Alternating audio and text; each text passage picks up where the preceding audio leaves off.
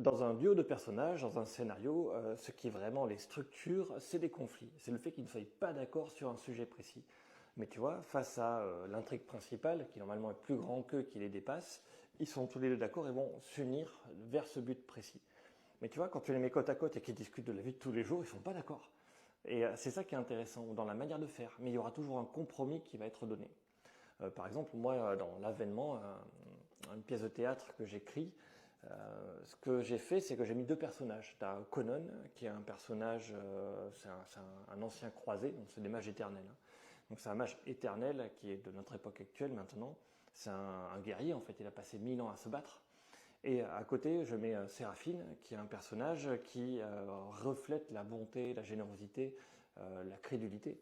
Je crois que mes mots pour le décrire, c'est qu'elle est faite d'espoir pur. Elle respire l'espoir, la bienveillance. Elle pense qu'en parlant avec les gens, en étant honnête et en ouvrant son cœur, on peut résoudre toutes les situations. Et Conan, lui, c'est un guerrier, il n'y croit pas du tout. Et là, justement, ils sont dans une situation de guerre. Donc les deux discutent d'un point de vue moral et ils sont absolument pas d'accord. Mais sur le coup, ils sont dans une situation très difficile, une situation de guerre où Séraphine comprend pas pourquoi est-ce qu'on doit faire du mal aux gens. Et ça la dépasse. Mais en même temps, il y a des gens qui lui veulent du mal. Donc ils sont obligés de se défendre. Et d'un autre côté, Conan qui dit non mais la guerre c'est la guerre, il y a des morts, c'est normal. Lui, ce qu'il fait, c'est que à un moment, il y a quelqu'un qui n'est pas nécessaire à sa mission. Il va quand même essayer de sauver cette personne-là, qui apprend en prenant des risques énormes. Pour quelle raison? C'est parce que cette dualité, il a beau défendre un point de vue, il a toujours cette dualité en lui qui est de oui, mais j'ai moi aussi envie d'avoir d'espoir. J'en ai pas, j'en ai plus.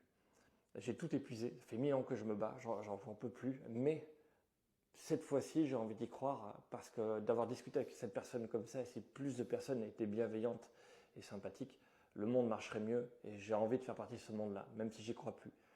Et donc, il va essayer de sauver, au risque de sa vie et de sa mission, une personne qui le mérite d'un point de vue moral, mais qui risque de tout mettre en péril.